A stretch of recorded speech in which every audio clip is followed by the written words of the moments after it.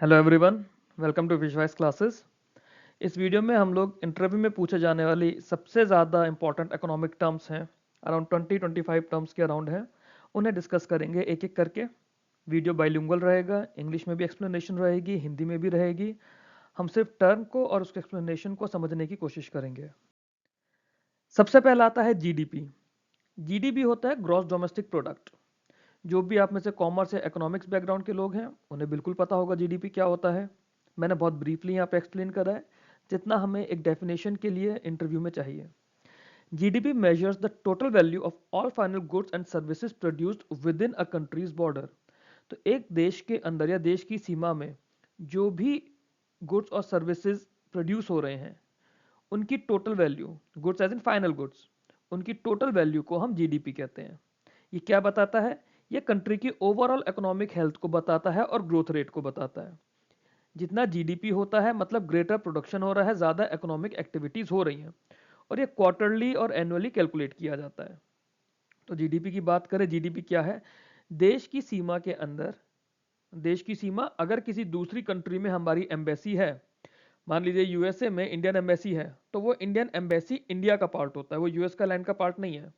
Similarly India में अगर Russian embassy है, वो रशियन एम्बेसी रशिया की कंट्री का पार्ट है, वो इंडिया का पार्ट नहीं है।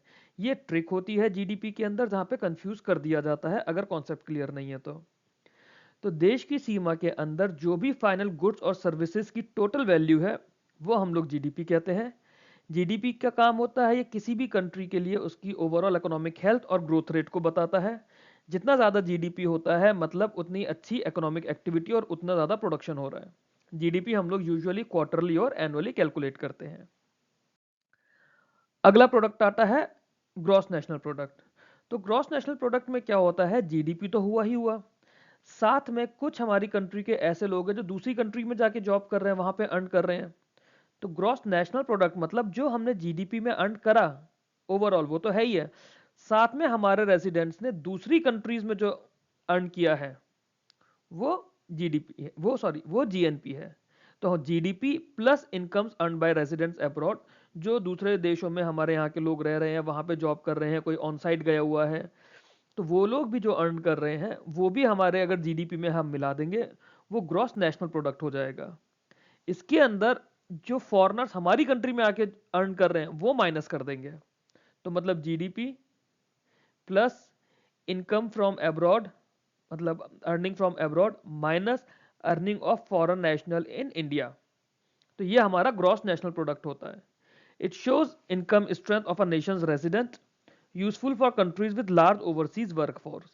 तो ये बेसिकली आप एज अ कंट्री ओवरऑल कितना प्रोड्यूस कर रहे हो, कितना अर्न कर रहे हो, सब कुछ मिला के, जिसमें आपका जीडीपी भी आ गया, जो फॉरेनर्स हमारी कंट्री में अर्न कर रहे हैं वो हमने हटा दिया, जो हम लोग दूसरी कंट्रीज में जाके अर्न कर रहे हैं वो ऐड कर दिया, तो ओवरऑल हमारा कितना नेशनल प्रोड्यूस हुआ है वो जीएनपी बताता है। अगला टर्म होता है इन्फ्लेशन। इन्फ्लेशन क्या है? महंगाई। Sustained increase in the general price level of goods and services. Goods and services की जनरल प्राइस लेवल में जो इंक्रीज होता है, जो उनकी कॉस्टिंग बढ़ती जाती है, वो इन्फ्लेशन होता है। इन्फ्लेशन का इफेक्ट क्या आएगा?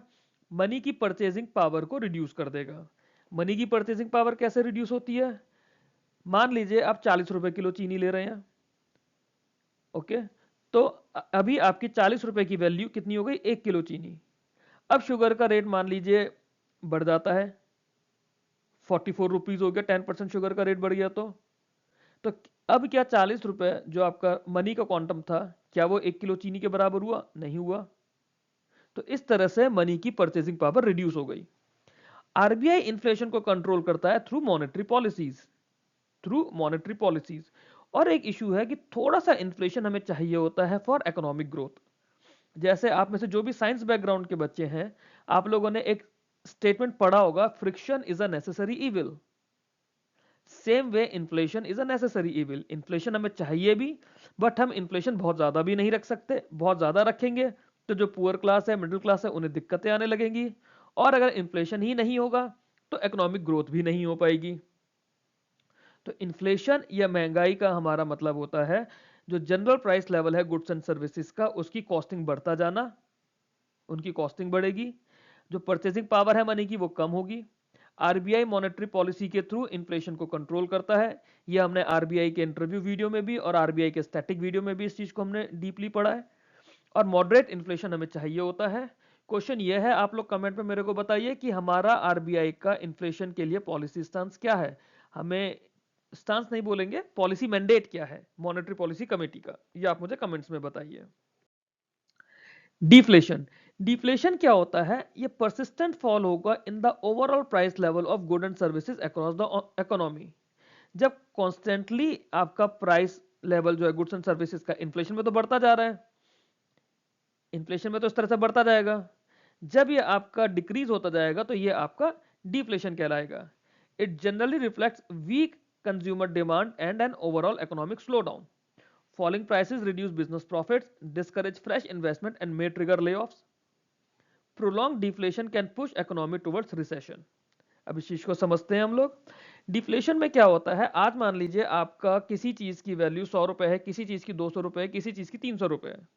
इन्फ्लेशन में ये वैल्यू 100 से 110 हुई, 200 से 210 या 220 हुई, 300 से 310 320 हुई। डिफ्लेशन में ये वैल्यू गिरती चली जाएगी। 100 की वैल्यू 90 हो गई, 200 की वैल्यू 180 हो गई, 300 की वैल्यू 290 रह गई। तो धीरे धीरे क्या होगा, जब ये कॉन्स्टेंटली चलता रहेगा तो ये प्राइसेस और गिरेंगे। अब जो बिजनेस ओनर्स हैं या शॉपकीपर्स हैं, वो लोग क्या करेंगे? उन्होंने तो पहले इसमें पैसा ज्यादा लगा रखा होगा, उन्हें ज्यादा कॉस्ट पे पड़ा होगा। अब इसकी कॉस्टिंग गिर रही है तो वो अपने एम्प्लॉयज को कैसे पे करेंगे अगर उनका प्रॉफिट ही नहीं आएगा? तो फॉलिंग प्राइसेस से बिजनेस प्रॉफिट कम होंगे, फ्रेश इन्वेस्टमेंट जो कोई करता वो नहीं होगा। जो हम लोग मार्केट में इन्वेस्टमेंट की बात करते हैं, अब वो मार्केट का इन्वेस्टमेंट जरूरी नहीं है कि सिर्फ शेयर कैपिटल के थ्रू हो, वो हर फॉर्म में होता है। और जब कंपनीज के पास प्रॉफिट कम होगा तो लेऑफ्स की भी कंडीशन आएगी। और अगर डिफ्लेशन ज्यादा टाइम तक चलता है तो ये इकोनॉमी को रिसेशन की तरफ ले जाता है। Prolong deflation can push the economy towards recession. लंबी अवधि तक अगर ये रहता है तो अर्थव्यवस्था मंदी की ओर बढ़ सकती है। ओके, पीछे, हाँ ठीक है। ओके, अगला टॉपिक देखते हैं, स्टैगफ्लेशन। स्टैगफ्लेशन क्या होता है? जब हमारे पास इन्फ्लेशन भी ज्यादा होता है, हाई अनएम्प्लॉयमेंट भी होता है, मतलब महंगाई भी बढ़ रही है और नौकरियां भी नहीं है, और स्टैग्नेंट या फिर स्लो इकोनॉमिक ग्रोथ है। तो stagflation is the combination where there is high inflation, high unemployment and stagnant और slow economic growth in the economy. Usually ये एक अनयूजुअल सिचुएशन होती है क्योंकि इन्फ्लेशन और अनएम्प्लॉयमेंट यूजुअली अपोजिट डायरेक्शन में चलते हैं। कैसे? अब ये इंटरव्यू में जनरल एक क्वेश्चन बन सकता है, अगर आपसे इस तरह का पूछा गया तो वो आपसे पूछेंगे कि इन्फ्लेशन और अनएम्प्लॉयमेंट जनरली कैसे होते हैं? दोनों अपोजिट डायरेक्शन में होते हैं। इन्फ्लेशन कब होगा? जब लोग ज्यादा चीजें खरीदेंगे, एक जनरल वे में। टाइप्स ऑफ इन्फ्लेशन में हम लोग नहीं जा रहे हैं, बट एक जनरलाइज वे में इन्फ्लेशन तब होगा, मार्केट की डिमांड सप्लाई क्या है, जब आपके पास डिमांड ज्यादा है, सप्लाई कम है। डिमांड कब ज्यादा होगी? जब लोगों के पास खरीदने के लिए पैसा होगा। लोगों के पास खरीदने के लिए पैसा कब होगा? जब उनके पास कोई काम धंधा होगा, कोई जॉब होगी, कोई बिजनेस कर रहे होंगे। अगर ऐसा नहीं कर रहे हैं तो उनके पास पैसा नहीं है। पैसा नहीं है तो मार्केट में डिमांड कम होगी। डिमांड कम होगी तो प्राइस राइज नहीं होगा। यही एक बेसिक कॉन्सेप्ट है। तो आमतौर पे अनएम्प्लॉयमेंट और इन्फ्लेशन अपोजिट चलते हैं, बट स्टैगफ्लेशन एक ऐसा प्रोसेस है या ऐसी एक कंडीशन आ जाती है इकोनॉमी की जहां पर दोनों बढ़ते हैं। Managing stagflation is difficult since controlling inflation may worsen unemployment and controlling unemployment may worsen inflation. Stagflation को कंट्रोल करना भी इसीलिए मुश्किल होता है। अगर आप इन्फ्लेशन कंट्रोल कर रहे हैं तो मतलब आप मार्केट से पैसा खींच रहे हैं। मार्केट से पैसा खींचेंगे तो लोगों को नौकरियां नहीं मिलेंगी। इन्फ्लेशन कंट्रोल करने में नौकरियां जा रही हैं, अनएम्प्लॉयमेंट बढ़ रहा है। और अगर आप लोगों को जॉब्स प्रोवाइड कर रहे हैं तो फिर मार्केट में पैसा ज्यादा आने लग जाएगा, तो इन्फ्लेशन भागेगा। तो पॉलिसी मेकर्स इसको एक बहुत चैलेंजिंग और सीवियर इकोनॉमिक कंडीशन बोलते हैं। किसको? स्टैगफ्लेशन को। क्योंकि प्रॉब्लम इसमें यह है कि इन्फ्लेशन और अनएम्प्लॉयमेंट दोनों ही बढ़ने लगते हैं और किसी एक को कंट्रोल करने से दूसरा ऑटोमेटिकली बढ़ने लग जाता है। तो ये था स्टैगफ्लेशन। अगली टर्म आती है रिसेशन। रिसेशन बहुत कॉमन टर्म है, आप लोगों ने सुना भी होगा, कई बार होता है कि मार्केट में रिसेशन आया हुआ है, जैसे 2007-8 में आया था, कोविड के टाइम पर आया था। रिसेशन एक सिग्निफिकेंट ब्रॉड बेस्ड डिक्लाइन है इकोनॉमिक एक्टिविटीज का across multiple sectors. Economic activity multiple sectors में, सिर्फ एक पर्टिकुलर सेक्टर में नहीं, मल्टीपल सेक्टर में डिक्लाइन होने लगती है।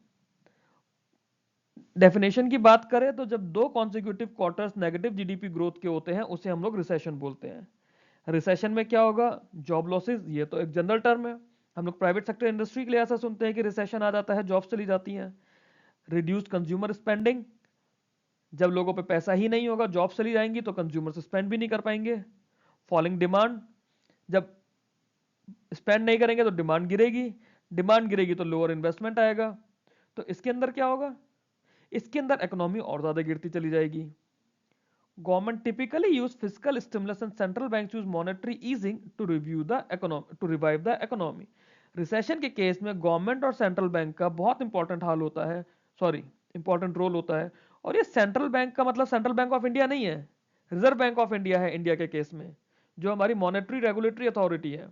Reserve bank is the central bank for a nation, हमारे नेशन के लिए। यूएस में जैसे फेडरल रिजर्व है, अलग अलग कंट्रीज के सेंट्रल बैंक का अलग अलग नाम है, इंडिया के सेंट्रल बैंक का नाम है रिजर्व बैंक ऑफ इंडिया। तो मंदी या फिर रिसेशन तब होता है जब लगातार 2 क्वार्टर्स में नेगेटिव जीडीपी ग्रोथ होती है। इसके अंदर इकोनॉमिक एक्टिविटीज मल्टीपल सेक्टर्स में स्लो डाउन हो जाती हैं। इसके अंदर जॉब लॉसेस होते हैं, कंज्यूमर स्पेंडिंग कम हो जाती है, डिमांड कम होती है, इन्वेस्टमेंट्स कम होते हैं। और अगर रिसेशन का टाइम आता है तो गवर्नमेंट अलग अलग तरह से फिस्कल स्टिमुलस देती है और सेंट्रल बैंक मॉनेटरी ईजिंग देता है। रिसेंट एग्जाम्पल था इसका, जैसे कोविड में गवर्नमेंट ने और आरबीआई ने एक ऑप्शन दिया था 6 महीने के लोन मोरेटोरियम का। वो एक बहुत अच्छा एग्जाम्पल था कि रिसेशन ना आने पाए या रिसेशन कंट्रोल हो जाए, मॉनेटरी ईजिंग फैसिलिटीज दी जाती हैं। अगला टॉपिक देखते हैं। अगला है फिस्कल डेफिसिट। फिस्कल डेफिसिट आप लोग अपना करंट अफेयर्स में रेगुलर पढ़ते हैं। फिस्कल डेफिसिट क्या होता है? गवर्नमेंट ने कितना खर्चा करा है और गवर्नमेंट का कितना रेवेन्यू हुआ है। रेवेन्यू एज इन बोरोइंग्स के अलावा सरकार ने कितना खर्चा करा है और सरकार ने कितना पैसा अपना कमाया है, लोन्स उसमें काउंट नहीं होता है रेवेन्यू में। तो उसके बीच का जो गैप है वो फिस्कल डेफिसिट है। It represents how much the government must borrow to meet its spending requirement. For example, आपका फिस्कल डेफिसिट अगर आपको निकालना हो, मान लेते हैं कि आपकी जॉब लग रही है और जॉब लगने के बाद आपका इन हैंड सैलरी आ रही है 1 लाख रुपए। मंथली आपका जो रेवेन्यू होगा या जो आपके लिए एक तरह से इनकम हो गई वो 1 लाख रुपए हो गई। बट अगर आप अपना खर्चा देख रहे हो, आपने गाड़ी खरीद ली, आपने घर खरीद लिया, आपको बाहर पार्टीज का शौक है, आपके अलग अलग शौक हैं, और आपका महीने का खर्चा जा रहा है लगभग 1,05,000 या 1,10,000, तो आपको ये पूरा करने के लिए 10,000 रुपए एक्स्ट्रा कहीं से तो चाहिए होंगे। आप अपने पेरेंट्स से लेंगे, क्रेडिट कार्ड पे स्पेंड करेंगे, लोन्स लेंगे, कुछ तो करेंगे ना। तो ये जो 10,000 रुपए का डिफरेंस हुआ आपकी इनकम और आपके एक्सपेंडिचर में, और सरकार के केस में टर्म आ जाता है रेवेन्यू, तो ये 10,000 का जो डिफरेंस हुआ ये आपका फिस्कल डेफिसिट हुआ। It represents how much the government must borrow to meet its spending requirement. Fiscal deficit बताता है कि सरकार को अपना खर्च पूरा करने के लिए कितना उधार लेना पड़ेगा। जितना ज्यादा फिस्कल डेफिसिट मतलब नेशन पे उतनी ही ज्यादा डेट है, और जितनी ज्यादा डेट होगी मतलब इकोनॉमिक स्टेबिलिटी भी उतनी गिरेगी। जनरली ये परसेंटेज ऑफ कंट्री के जीडीपी में बताया जाता है। अभी इकोनॉमिक सर्वे आएगा उसमें फिस्कल डेफिसिट बताया जाएगा। आप लोग करंट अफेयर्स में पढ़ते रहते हैं, लेटेस्ट जो भी फिगर है फिस्कल डेफिसिट की आप मेरे को कमेंट बॉक्स में बताइए। अगला टर्म देखते हैं हम लोग, फिस्कल पॉलिसी। फिस्कल पॉलिसी क्या होती है? मोटे मोटे तौर पे आप समझो तो सरकार जो बजट लेकर आ रही है वो एक तरह से फिस्कल पॉलिसी है, मोटे मोटे तौर पे। Fiscal policy involves government use of taxation and public spending to manage the economy. क्योंकि बजट में सरकार यही बताती है ना, टैक्सेशन का जो यूज है और पब्लिक स्पेंडिंग किस तरह से रहेगी इकोनॉमी मैनेज करने के लिए, वो हमारी फिस्कल पॉलिसी है। It influences overall growth, job creation, investment levels and income distribution. तो फिस्कल पॉलिसी में हमें जॉब क्रिएशन, ग्रोथ, इन्वेस्टमेंट, ये सब कुछ इन्फ्लुएंस होता है। अब देखिए, जिस दिन बजट आता है उस दिन या तो स्टॉक मार्केट बहुत तेजी से भाग रहा होता है या फिर एकदम से धड़ाम करके गिर जाता है। रीजन बीइंग कि पॉलिसी मार्केट सेंटीमेंट को कैसे इफेक्ट कर रही है। एक्सपेंशनरी फिस्कल पॉलिसी होती है मतलब इंक्रीज स्पेंडिंग और cut taxes to boost demand. Contractionary policy होती है कि आप टैक्सेस बढ़ा देंगे ताकि लोगों की डिमांड कम हो जाए। तो वही चीज है, इन्फ्लेशन आप कैसे कंट्रोल कर रहे हो, ओवरऑल ग्रोथ में आप क्या जा रहे हो। आप चाहते हो कि लोग ज्यादा इन्वेस्ट करें, ज्यादा खर्चा करें, तो आप टैक्सेस कम कर दोगे। आप चाहोगे कि लोगों का किसी पर्टिकुलर सेक्टर में खर्चा कम हो जाए तो आप वहां पर टैक्सेस बढ़ा दोगे। टैक्सेस दोनों चलते हैं इसमें, जो हमारा डायरेक्ट टैक्स होता है इनकम टैक्स वो भी, इनडायरेक्ट टैक्स जो होता है जीएसटी और एक्साइज वगैरह वो भी। फिस्कल पॉलिसी जो प्राइमरली होती है बजट के थ्रू इंप्लीमेंट की जाती है। तो बजट एक डॉक्यूमेंट होता है जो फिस्कल पॉलिसी का सेंटीमेंट बताता है या जिसके थ्रू फिस्कल पॉलिसी का इंप्लीमेंटेशन होता है। क्योंकि जो भी हमारा इन्वेस्टमेंट का स्कीम्स है, टैक्सेशन की स्कीम्स हैं, गवर्नमेंट का फर्दर एक्सपेंडिचर है, वो सब कुछ बजट के थ्रू होता है। अगली टर्म देखते हैं अब। अगला टर्म है फाइनेंशियल इंक्लूजन, वित्तीय समावेशन। बहुत इंपॉर्टेंट है हमारे इंटरव्यूज के लिए, बहुत इंपॉर्टेंट टर्म। डिटेल में हमने इसमें प्रायोरिटी सेक्टर लैंडिंग भी पढ़ा है, फाइनेंशियल इंक्लूजन की हमने पॉलिसीज भी पढ़ी हैं, जैसे जनधन योजना, जीवन ज्योति बीमा योजना, सुरक्षा बीमा योजना, मुद्रा योजना, ये सब फाइनेंशियल इंक्लूजन के लिए पॉलिसीज थे। आरबीआई ने पीएसएल प्रायोरिटी सेक्टर लेकर आया था फाइनेंशियल इंक्लूजन के लिए, स्मॉल फाइनेंस बैंक और पेमेंट बैंक का कॉन्सेप्ट लेकर आया। तो फाइनेंशियल इंक्लूजन होता है कि जो हमारे इंडिविजुअल और बिजनेस है जिन उनको अफोर्डेबल एक्सेस देना है एसेंशियल फाइनेंशियल सर्विसेज का, या फिर हम बोले दूसरी टर्म्स में अनबैंक्ड रूरल सेक्टर, ये फाइनेंशियल इंक्लूजन का कोर सेगमेंट होता है। तो फाइनेंशियल इंक्लूजन को अगर हम ऊपर ऊपर से बात करते हैं डेफिनेशन के तौर पे, फाइनेंशियल इंक्लूजन होता है कि जो हमारे पास लोग हैं, हमारी पब्लिक है, हमारे बिजनेसेस हैं, उन्हें बैंकिंग सर्विसेज देनी है, उन्हें बैंकिंग सेवाओं से जोड़ना है। अब आरबीआई ये बोलता है कि शहरों में तो लगभग सब लोग जुड़े हुए हैं, बट रूरल इंटीरियर्स में लोगों के पास बैंकिंग फैसिलिटीज नहीं पहुंची हैं। तो ये अनबैंक्ड रूरल सेक्टर हमारा प्रायोरिटी सेक्टर के अंदर चीज आ जाती है।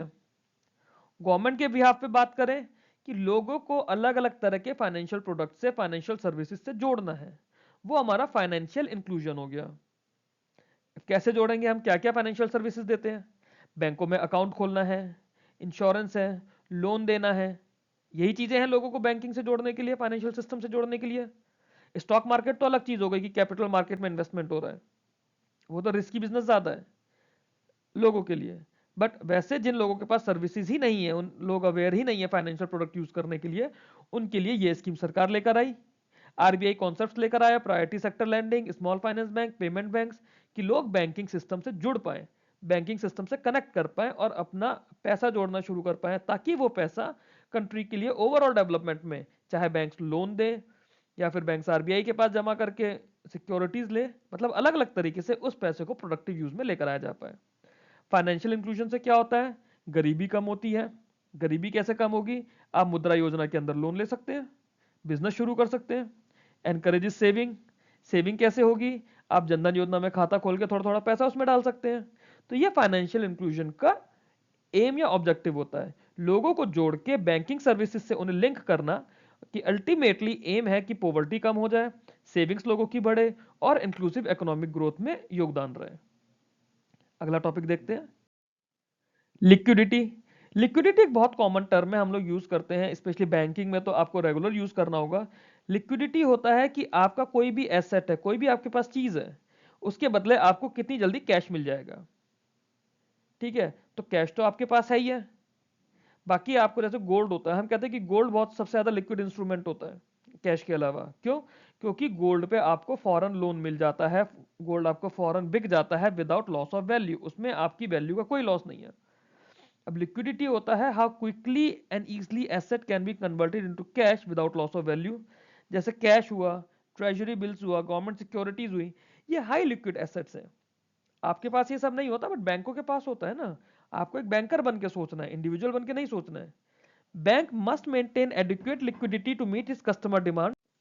तो अगर आपके पास लिक्विडिटी का इशू होता है, तो आपके पास मतलब फाइनेंशियल स्ट्रेस है। कहते हैं ना कि आपके पास अगर पैसा है, आप 10 करोड़ का घर ले लो, 5 करोड़ का घर ले लो, बट अगर आपके पास कैश नहीं है आपकी पॉकेट में, आपके बैंक बैलेंस में, तो आप काइंड ऑफ गरीब ही रहोगे। तो लो लिक्विडिटी में लीड टू फाइनेंशियल स्ट्रेस और अ क्रेडिट क्रंच। बैंक के पास क्यों जरूरी होती है लिक्विडिटी मेंटेन रखना? क्योंकि कब कौन कस्टमर बैंक से अपना कितना पैसा आके ले जाए, बैंक को नहीं पता। तो बैंक इसकी एक एनालिसिस करता है, उस एनालिसिस के बाद वो इंश्योर करता है कि उसके पास पर्टिकुलर अमाउंट ऑफ लिक्विडिटी हमेशा रहे। फिर भी अगर लिक्विडिटी का इशू होता है, तो बैंक मनी मार्केट इंस्ट्रूमेंट्स के थ्रू, जो हमारे मनी मार्केट के इंस्ट्रूमेंट थे, कॉल मनी, नोटिस मनी या फिर आरबीआई की फैसिलिटी लेकर बैंक एक्स्ट्रा लिक्विडिटी अरेंज करता है। तो ये होता है लिक्विडिटी का कॉन्सेप्ट। अगली टर्म देखते हैं, एफडीआई, फॉरेन डायरेक्ट इन्वेस्टमेंट, विदेशी निवेश। ये एक बहुत इंपॉर्टेंट टर्म है, हमेशा न्यूज में रहती है, करंट अफेयर्स का भी हमेशा पार्ट रहता है। एफडीआई क्या होता है? जो long term investment based by a foreign entity बाहर की जो कंट्री की जो भी बिजनेस एंटिटीज हैं या लोग हैं, वो बिजनेस ऑपरेशंस या assets in another country invest करते हैं। फॉर एग्जांपल, यूएस की कंपनीज ने इंडिया में इन्वेस्ट करा। अब वो इन्वेस्ट कैसे करते हैं? दो तरीके होते हैं इन्वेस्टमेंट करने के लिए। पहला, वो इंडिया में जॉब दे रहे हैं। इंडिया में उन्होंने कोई अपना प्लांट लगाया, कोई अपना ऑफिस खोला, जैसे सैमसंग ने खोला, एलजी ने खोला। एक तो ये हो गया। दूसरा, वो इंडिया के मार्केट में इन्वेस्ट करते हैं। मार्केट वाली बात हम बाद में पढ़ेंगे, ठीक है, वो एक सेपरेट डेफिनेशन के थ्रू पढ़ेंगे। अभी हम जॉब से समझते हैं कि एफडीआई के अंदर क्या है, कि जब भी कोई फॉरेन इन्वेस्टमेंट आता है, फॉरेन एंटिटी किसी और कंट्री के अंदर बिजनेस ऑपरेशन में या एसेट्स में इन्वेस्ट करती है, तो वो हमारा एफडीआई कहलाता है। इससे क्या होगा? एक तो कैपिटल इनफ्लो आएगा, हमारी कंट्री में पैसा आ रहा है जब बाहर से कोई खर्च कर रहा है। हम अपनी कंट्री का पैसा खर्च नहीं कर रहे हैं, बाहर की कंट्री से वो पैसा खर्च होने के लिए इंडिया में आ रहा है। तो इंडिया के अंदर कैपिटल इनफ्लो बढ़ा, टेक्नोलॉजी अच्छी आती है, क्योंकि कुछ कंट्रीज की टेक्नोलॉजी ज़्यादा एडवांस है हमारी कंट्री से, और वो जब बिजनेस लेकर इंडिया में आते हैं तो हमारे पास टेक्नोलॉजी भी अच्छी होती है, ग्लोबल बेस्ट प्रैक्टिसेस का पार्ट है, और एक्सपर्टीज भी हमें मिलता है कुछ कुछ चीज़ों का। इसके अलावा एफडीआई का एक बहुत इंपॉर्टेंट पार्ट होता है कि हमारे पास फॉरेन करेंसी आती है, फॉरेन करेंसी आएगी हमारे पास। FDI supports large scale job creation. Obviously बात है, जब सैमसंग इंडिया में अगर अपना प्लांट लगा रहा है, या एप्पल ने अपना मैन्युफैक्चरिंग प्लांट इंडिया में लगाया, असेंबलिंग प्लांट इंडिया में लगाया, तो उससे हमारे पास जॉब्स बढ़ी, इंडस्ट्रियल डेवलपमेंट हुआ, और जब ये होगा तो ओवरऑल इकोनॉमिक ग्रोथ भी हमारा होगा। एफडी एक मिनट में सर कर दूं। एफडीआई इंडिया में करने का हमारे पास क्या रूट है? एक ऑटोमेटिक रूट होता है और एक गवर्नमेंट अप्रूव्ड रूट होता है, कि किस सेक्टर में आप आ रहे हो उसमें। अभी फॉर एग्जांपल इंश्योरेंस में 74% एफडीआई है। एफडीआई है 74 या बढ़ाना है, ये आप मेरे को कमेंट बॉक्स में बताइएगा। तो बाहर की कंट्रीज की बड़ी कंपनीज इंडिया में आके इन्वेस्ट करेंगी, इंडिया की करेंसी बढ़ेगी, सॉरी इंडिया के पास फॉरेन करेंसी बढ़ेगा, इंडिया की ओवरऑल ग्रोथ बढ़ेगी, बैलेंस ऑफ पेमेंट इंडिया का बैलेंस रहेगा। तो एफडीआई के बहुत सारे बेनिफिट्स हो जाते हैं हमें in terms of economy, which results into overall economic growth. अगला टर्म है फॉरेन पोर्टफोलियो इन्वेस्टमेंट, जो मैं अगली डेफिनेशन आपको बोल रहा था। इसके अंदर क्या होता है, जब कोई बाहर का इन्वेस्टर, फिर चाहे वो इंडिविजुअल भी हो सकता है या कोई कंपनी भी हो सकती है, वो जब इंडिया के फाइनेंशियल एसेट्स में इन्वेस्ट करता है, शेयर्स ले रहा है, बॉन्ड्स ले रहा है, म्यूचुअल फंड्स यूनिट ले रहा है, वो होता है foreign portfolio investment. It is typically short term and more volatile than FDI due to frequent buying and selling. क्यों एफडीआई में? क्यों एफडीआई में, मान लो सैमसंग ने अपना प्लांट लगाया, अब ऐसा तो है नहीं कि 8 प्लांट लगाया और 1 साल में हटा देगा, वो तो अपनी बहुत बड़ी कैपिटल इन्वेस्ट कर रहा है ना। एफपीआई के अंदर क्या है, क्योंकि वो स्टॉक्स में या बॉन्ड्स में, म्यूचुअल फंड्स में, कैपिटल मार्केट में इन्वेस्ट कर रहा है, उसमें फ्रिक्वेंटली बाइंग और सेलिंग होगी। हम लोग भी करते हैं बाहर की कंट्रीज में, बाहर वाले भी करते हैं हमारी कंट्री के फाइनेंशियल एसेट्स में। तो टिपिकली शॉर्ट टर्म होता है, ज्यादा वॉलेटाइल होता है एफडीआई से। हाई एफपीआई इनफ्लोज हमारी डोमेस्टिक करेंसी को स्ट्रेंथन करेंगे, और जो आउटफ्लो होगा वो इसको वीक करेगा। डोमेस्टिक करेंसी की वैल्यू आपको पता है, अगर आप लोगों ने आईएमएफ के बारे में पढ़ा होगा, तो आईएमएफ के पास बास्केट होती है जिसमें अलग अलग कंट्री की करेंसीज होती हैं, 5 करेंसीज हैं, उसके हिसाब से हमारी इंडियन करेंसी की वैल्यू होती है ग्लोबल मार्केट की। अगर हमारे पास डॉलर्स का, क्योंकि डॉलर्स उसका मेजोरिटी पार्ट पार्ट है, अगर डॉलर्स हमारे पास ज्यादा होंगे तो हमारी कंट्री के करेंसी की वैल्यू ज्यादा होगी, और अगर डॉलर्स हमारे पास कम होंगे तो वैल्यू वीक होगी। एफपीआई एक्टिविटी जो होती है और regulation in India supervise by SEBI होती है, और एफडीआई की हम बात करें तो ये गवर्नमेंट और आरबीआई मिलके करते हैं। आगे चलते हैं अगले टर्म पर। अगला टर्म है हमारा purchasing power parity. Purchasing power parity क्या होता है? ये purchasing power different currencies by evaluating the cost of similar basket of goods across countries. For example, India में आप 1 लाख रुपए कमा रहे हो, और यूएस में अगर आप 1 लाख डॉलर कमाओगे, तो दोनों में जमीन आसमान का अंतर हो जाएगा। हो सकता है कि जितना सामान आप इंडिया में 1 लाख रुपए में खरीद रहे हो, उतना ही सामान यूएस में आप 10,000 डॉलर्स में खरीद लो, या मे भी 5,000 डॉलर्स में खरीद लो। यूरोप में जाओ तो मे भी 6,000 पाउंड्स में खरीद लो, यूरोस में खरीद लो। तो परचेजिंग पावर होती है कि एक सिमिलर बास्केट ऑफ गुड्स बना दिया, उसको खरीदने के लिए किस कंट्री में कितनी उनकी करेंसी की यूनिट यूज हो रही है, वो बताता है purchasing power parity. It determines how much unit of a currency can buy in one country versus others. GDP measured in PPP, मतलब purchasing power parity terms, reflect the real standard of living and true economy size of an economy. For example, आप अगर अपने daily needs की बात करते हो, तो आपको 1 किलो आलू, 1 किलो प्याज, आधा किलो आटा और 2 लीटर दूध चाहिए, से फॉर एग्जाम्पल। अब इतना खर्च करने के लिए आपको एक दिन में इंडिया में कितने रुपए लगेंगे, पाकिस्तान में कितने रुपए लगेंगे, बांग्लादेश में कितने लगेंगे, चाइना में कितने लगेंगे, यूएस में और रशिया में कितने कितने लगेंगे, वो आपकी करेंसी की स्ट्रेंथ बताएगा, या फिर आपका basically real standard of living बताएगा, ट्रू इकोनॉमिक साइज बताएगा किसी भी इकोनॉमी का। जो ग्लोबल इंस्टीट्यूशंस है जैसे आईएमएफ और वर्ल्ड बैंक, वो इंटरनेशनल इकोनॉमिक कंपैरिजंस के लिए परचेसिंग पावर पैरिटी को यूज करते हैं। जैसे हमने अभी इन्फ्लेशन वाली स्लाइड पे पढ़ा था कि मनी की परचेसिंग पावर कम या ज्यादा हो जाती है, वो तो हम मनी के रेस्पेक्ट में बात कर रहे हैं क्योंकि हम विद इन अपनी कंट्री की बात कर रहे हैं। बट जब मल्टीपल कंट्रीज की पावर होती है तो वहां पे मल्टीपल करेंसीज होती है, कौन सी करेंसी में कितना अच्छा स्टैंडर्ड ऑफ लिविंग उसकी कितनी यूनिट में मिल रहा है, वो आपका परचेसिंग पावर पैरिटी पे डिपेंड करता है। अगला टर्म है हमारा होलसेल प्राइस इंडेक्स। दो प्राइस इंडेक्स होते हैं हमारे, एक सीपीआई और एक डब्ल्यूपीआई। डब्ल्यूपीआई आता है होलसेल और सीपीआई होता है कॉस्ट प्राइस। सीपीआई अगली स्लाइड में देखते हैं। या डब्ल्यूपीआई की अगर हम लोग बात करें तो इसे हिंदी में बोलते हैं खुदरा वितरण से पहले वस्तुओं के थोक या उत्पादक स्तर पर कीमतों में होने वाले परिवर्तनों को मापता है। मतलब WPI measures change in the prices of goods at the wholesale or producer level before retail distribution। आप जब किसी शॉप से जाके सामान खरीद रहे हैं तो आप रिटेल में खरीद रहे हैं, वो शॉप जिस डिस्ट्रीब्यूटर से लेकर आ रहा है वो होलसेल में बेच रहा है। तो होलसेल प्राइस आपके कम होते हैं क्योंकि बीच में डीलरशिप्स और बीच का जो मीडिएटर्स होते हैं वो कम होते चले जाते हैं। तो होलसेल लेवल पर या प्रोड्यूसर लेवल पर जो change in price of goods आएगा वो हमारा होलसेल प्राइस इंडेक्स मेजर करता है। It tracks price movements of major commodities traded in bulk such as fuel, metals and manufactured goods. The index is released monthly by the Office of Economic Advisor, Ministry of Commerce and Industry में आते हैं। WPI is primarily used to analyze inflationary trends in the manufacturing and industrial sector। तो ये बहुत important चीज है कि WPI किन क्वांटिटीज को देखता है, जो मेजर कमोडिटीज में ट्रेड होती हैं उन्हें, जैसे बल्क में फ्यूल, मेटल, मैन्युफैक्चर्ड गुड्स, ये WPI ट्रैक करता है। और एक्चुअली में किसे करता है, ये मैन्युफैक्चरिंग और इंडस्ट्रियल सेक्टर को। जब हम रिटेल में जाएंगे तो हम कॉस्ट प्राइस इंडेक्स पे बात करेंगे। WPI पब्लिश कौन करता है, office of economic adviser under ministry of commerce and industries. आगे देखते हैं कंज्यूमर प्राइस इंडेक्स, सॉरी मैं कॉस्ट प्राइस कह रहा था, it is actually consumer price index. Consumer price index जो होता है वो गुड्स एंड सर्विसेज को रिटेल लेवल पर देखता है, reflecting what consumers actually pay. It represents cost of living for household across categories like food, housing, fuel, clothing and services। RBI CPI को use करता है as India's official inflation indicator for monetary policy decisions।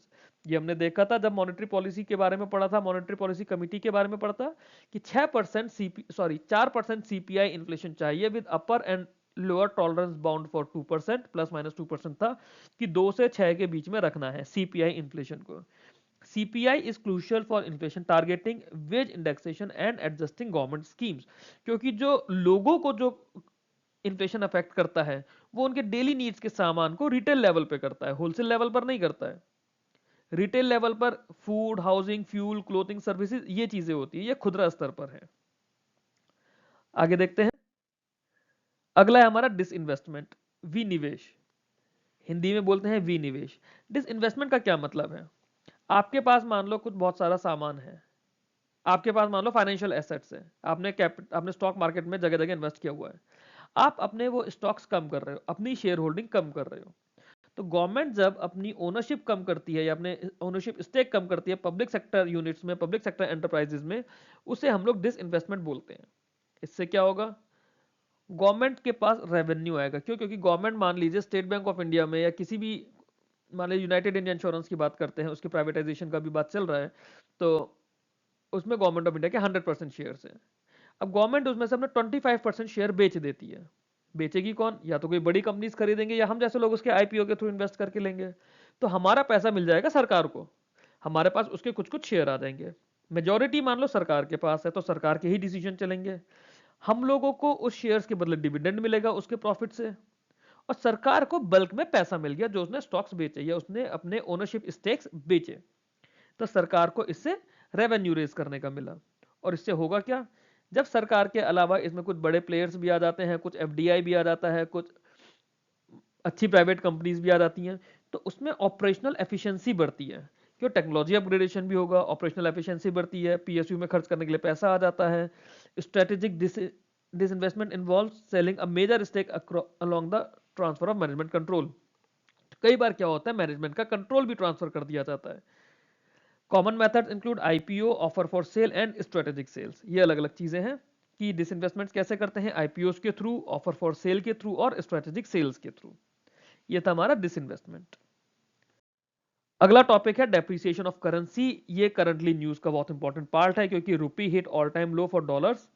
तो currency depreciation होता है fall in the value of currency related to other currencies. India के लिए हम usually dollar के रेस्पेक्ट में देखते हैं क्योंकि डॉलर के ही रेस्पेक्ट में हमारी करेंसी की वैल्यू हम लोग देखते रहे हमेशा, वही हमारी मेजर ग्लोबल करेंसी है। Currency depreciation is a fall in the value of a currency relative to other currencies. It generally occurs due to high imports, inflation, capital outflows, or weak economic indicators. Depreciation makes a country exports cheaper and imports costlier. वही जैसे आपका inflation with in a country level है, depreciation का effect आपको global level पर मिलता है।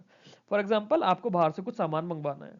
मान लेते हैं आप बाहर से कपड़े मंगवा रहे हैं या शूज मंगवा रहे हैं। अभी आप 1 लाख रुपए में 20 पेयर ऑफ शूज मंगवा रहे हैं। जब आपकी कंट्री की वैल्यू डेप्रिशिएट हो जाएगी, क्योंकि बाहर तो जो ट्रेड हो रहा है वो डॉलर्स की टर्म में हो रहा है। अभी 80 रुपए का 1 डॉलर था, आपने 1 लाख रुपए में 20 जोड़ी शूज मंगवा लिया है, डॉलर की वैल्यू बढ़ गई। अब क्या आप 20 लाख, क्या आप 20 जोड़ी शूज मंगवा पाएंगे? नहीं मंगवा पाएंगे उस 1 लाख रुपए में। हो सकता है उसके लिए आपको 1,20,000 रुपए खर्च करने पड़ जाए। तो क्या हुआ इससे? आपके इंपोर्ट्स की कॉस्ट बढ़ गई, सिमिलरली एक्सपोर्ट की कॉस्ट चीपर हो जाती है। तो ये डेप्रिसिएशन का जो नुकसान होता है वो हमारे एक्सपोर्ट इंपोर्ट पर होता है, डेप्रिसिएशन का नुकसान। ओवरऑल इससे इन्फ्लेशन भी बढ़ता है क्योंकि जब इंपोर्ट की कॉस्ट बढ़ेगी तो उन गुड्स की कॉस्ट इंडिया में बढ़ेगी, तो इन्फ्लेशन भी आएगा धीरे धीरे। कैपिटल आउटफ्लो होने लगता है कि हमारा बड़ा पैसा बाहर जाने लग रहा है, इकोनॉमिक इंडिकेटर्स हमारे गिरने लग जाते हैं। तो डेप्रिसिएशन, अगर हमसे बात की जाए तो डेप्रिसिएशन ऑफ करेंसी क्या है? जब ड्यू टू ग्लोबल इश्यूज या ड्यू टू इकोनॉमिक पॉलिसीज हमारी करेंसी की वैल्यू गिरने लगती है with respect to the other currencies या फिर currency of the other countries, तो वो हमारा डेप्रिसिएशन ऑफ करेंसी कहलाता है। एप्रिसिएशन ऑफ करेंसी क्या होगा? जब हमारा यही चीज हमारे बेनिफिट में आएगा, हमारी करेंसी की वैल्यू बढ़ती जाएगी। जब हम बोलते हैं कि रुपया डॉलर के मुकाबले गिर रहा है, तो रुपया डेप्रिशिएट हो रहा है बट डॉलर तो अप्रिशिएट हो रहा है ना। अगर रुपया अप्रिशिएट होने लगेगा डॉलर के कंपैरेटिवली, तो उस केस में डॉलर का डेप्रिसिएशन होना शुरू हो जाएगा और हमारी इंडियन रुपी का एप्रिसिएशन होना शुरू हो जाएगा। एप्रिसिएशन कब होगा? यहाँ पे स्ट्रॉन्ग कैपिटल इनफ्लो है, राइजिंग इन्वेस्टर कॉन्फिडेंस है, रोबस्ट इकोनॉमिक परफॉर्मेंस है, तो ये हमारा एप्रिसिएशन बताता है। ये हमें ट्रेड बैलेंस और फॉरेन एक्सचेंज रिजर्व को बैलेंस करने में हेल्प करता है। Demand pull inflation. अब इन्फ्लेशन हमने पीछे पढ़ा था, इन्फ्लेशन हम दो तरह से उसकी डेफिनेशन को समझने की कोशिश करेंगे। डिमांड पुल इन्फ्लेशन, वर्ड है डिमांड पुल। जब किसी चीज की डिमांड इकोनॉमी में बढ़ने लगती है उसकी सप्लाई से, डिमांड ज्यादा हो गई, डिमांड पुल हो गई ना, डिमांड बढ़ गई। जब डिमांड बढ़ेगी तो कॉस्ट बढ़ेगी, मतलब अगर सप्लाई के कंपैरेटिवली डिमांड ज्यादा बढ़ेगी तो कॉस्ट बढ़ेगी, तो वो आपका इन्फ्लेशन हो जाएगा। Excess demand pushes price upward because production can not keep pace. आप बेसिक देख लीजिए, जैसे हमारी जो प्रीमियम ट्रेन्स होती हैं, जैसे जैसे सीट्स घिरती चली जाती हैं उनका फेयर बढ़ने लगता है, डायनामिक प्राइसिंग होती है, जैसे एरोप्लेन्स में होता है। आप 4 महीने पहले अपनी फ्लाइट कराएंगे तो उसका रेट कम होगा, 10 दिन पहले कराएंगे क्योंकि सीट्स आपकी भर रही होंगी, लगातार बढ़ती जा रही होंगी, तो उसका फेयर ज्यादा होगा क्योंकि डिमांड आपकी सप्लाई से ज्यादा है। It is common during periods of rapid growth, rising income or high consumer spendings. Governments and central bank address it through monetary tightening such as raising interest rate. तो demand पुल को करने के लिए हम क्या करते हैं? इंटरेस्ट रेट बढ़ा देते हैं कि लोगों की जो स्पेंडिंग कैपेसिटी है वो हम कम करें। ये एक एक दो दो लेवल के लोगों पर नहीं होता, बट बड़े लेवल पर होता है जहां पे लोन्स वगैरह ज्यादा चलते हैं। अगला आता है cost push inflation. Cost push inflation में क्या होता है? अगर हमारी किसी चीज की लागत ही बढ़ जाएगी, प्रोडक्शन कॉस्ट बढ़ जाएगी, जैसे एम्प्लॉयज की हायर सैलरी है, फ्यूल के प्राइसेस बढ़ गए, रॉ मटेरियल कॉस्ट की कॉस्ट बढ़ गई, जीएसटी बढ़ गया, तो इसमें क्या होगा? किसी चीज का प्रोडक्शन की ही कॉस्ट अगर बढ़ जाएगी तो ऑब्वियस सी बात है मार्केट में उसकी कॉस्ट ज्यादा रहेगी। तो प्रोड्यूसर्स क्या करते हैं, ये जो इंक्रीज कॉस्ट है ये कंज्यूमर्स के पास से ली जाती है in the form of higher prices. It reduces purchasing power and may slow down overall economic activity. फिर इसमें सप्लाई साइड रिफॉर्म किए जाते हैं, जैसे सब्सिडीज दी जाएंगी, बेटर लॉजिस्टिक्स दी जाएंगी। इसकी हेल्प से जो कॉस्ट पुश इन्फ्लेशन का प्रेशर है वो कम किया जा सकता है। तो ये था हमारा डिमांड साइड से और कॉस्ट साइड से। एक तो है कि हमारी सप्लाई उतनी ही है, डिमांड हमारी बढ़ती जा रही है। उस केस में अगर डिमांड हमारी राइजिंग डिमांड सप्लाई को मीट नहीं कर पा रही है तो डिमांड पुल इन्फ्लेशन आएगा। सिमिलरली अगर हमारी प्रोडक्शन कॉस्ट बढ़ रही है किसी भी वजह से, उस केस में कॉस्ट पुश इन्फ्लेशन आएगा। तो उसका सॉल्यूशन क्या होता है? उसका सॉल्यूशन होता है कि हम उन्हें सब्सिडीज देते हैं, बेटर लॉजिस्टिक्स देते हैं, ताकि कॉस्ट का प्रेशर कम हो पाए। ये था हमारा कॉस्ट पुश इन्फ्लेशन। अगला है हमारा डीवैल्यूएशन। डीवैल्यूएशन एक इंपॉर्टेंट चीज है, मुझसे पर्सनली मेरे इंटरव्यू में पूछा गया था 2 बार अलग अलग जगह। डीवैल्यूएशन क्या होता है? जब कंट्री की सरकार या फिर सेंट्रल बैंक डेलिबरेटली अपनी कंट्री की करेंसी की वैल्यू को डिक्रीज करना चाहता है under a fix exchange rate system, जैसे हमारा मिनिमम रिजर्व सिस्टम है, तो वो डीवैल्यूएशन कहलाता है। डिवैल्यूएशन से क्या होगा? हमारे एक्सपोर्ट्स चीपर हो जाएंगे। ये ग्लोबल उसके रेस्पेक्ट में नहीं कर रहे हैं, हम खुद से करना चाह रहे हैं, हम ग्लोबल मार्केट के कंडीशंस की वजह से नहीं कर रहे हैं। हमें अपने एक्सपोर्ट सस्ते करने के लिए या मोर कॉम्पिटिटिव करने के लिए, बट इसमें इंपोर्ट हमारे कॉस्टलियर हो जाएंगे।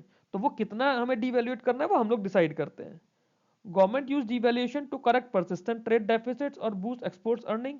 However it may fuel inflation due to higher import cost. तो डिवैल्यूएशन बहुत ज्यादा क्रिटिकल चीज हो गई है। आप कर तो रहे हो अपने एक्सपोर्ट्स बढ़ाने के लिए, बट साथ में आपको यह भी देखना है कि अगर आपके एक्सपोर्ट की कॉस्ट कम हो रही है तो कॉन्ट्ररी इंपोर्ट की कॉस्ट बढ़ जाएगी। इंपोर्ट बढ़ेगा तो आपका कॉस्ट पुश इन्फ्लेशन बढ़ने लग जाएगा। तो ये सरकार को देखना होता है, पॉलिसीज के अंदर इसी चीज को देखा जाता है। और ये कॉन्टिन्यूसली इसमें ट्रेड चलता रहता है कि कभी हमने ज्यादा कर दिया, कभी कम कर दिया, कभी ज्यादा कर दिया, कभी कम कर दिया, ताकि ओवरऑल चीजें बैलेंस रहे। ये था डिवैल्यूएशन। रीवैल्यूएशन। रीवैल्यूएशन हो जाएगा कि अब हम ऑफिशियली इंक्रीज कर रहे हैं वैल्यू ऑफ करेंसी को। जब इंक्रीज करेंगे तो क्या होगा? हमारी इंपोर्ट कॉस्ट कम हो जाएगी और एक्सपोर्ट कॉस्ट बढ़ने लग जाएगी। बट ये हमारे एक्सपोर्ट ओरिएंटेड बिजनेस को हार्म करता है। तो ये सब चीजों को देखना एग्जिम बैंक का काम रहेगा। एक्सपोर्ट इंपोर्ट में कैसे सब्सिडाइज करना है, कैसे उस चीज के लिए पॉलिसी में गवर्नमेंट को एड करना है। It makes imports cheaper and reduces imported inflation but harms export competitiveness. Revaluation is typically done when foreign exchange reserves are strong or inflation needs to be controlled. तो ये हमारा revaluation की condition है, जब हमें inflation control करना है और फॉरेन एक्सचेंज रिजर्व्स हमारी ऑलरेडी स्ट्रांग हैं, तब हम रिवैल्यूएशन करेंगे। फिर एक कॉन्सेप्ट आता है शैडो बैंकिंग सिस्टम का। ये बहुत ज्यादा इंपॉर्टेंट कॉन्सेप्ट है। शैडो बैंकिंग सिस्टम में क्या होता है? जो एनबीएफसीज या बाकी फाइनेंशियल इंस्टीट्यूशंस हैं जो क्रेडिट या फाइनेंशियल सर्विसेज देती हैं outside the traditional banking structure, तो ये वो एनबीएफसी या बाकी फाइनेंशियल इंस्टीट्यूशंस है जो आपको लोन भी देंगे, जैसे मुथूट फाइनेंस है या फिर बाकी हाउसिंग फाइनेंस कंपनीज हैं। इनका काम है आपको लोन देना। रेगुलर बैंक नहीं है ये, बट बैंकिंग से मिलती जुलती एक्टिविटीज कर रहे हैं। मिलती जुलती एक्टिविटी ही लोन देना है, या तो पैसे लेंगे या लोन देंगे, यही बैंकिंग की प्राइमरी एक्टिविटीज है। पैसा हर कोई नहीं ले सकता। पैसा लेने के लिए डिपॉजिट टेकिंग एनबीएफसीज अलग होती हैं, उन्हें आरबीआई के बहुत स्ट्रिक्ट नॉर्म्स में रहना होता है।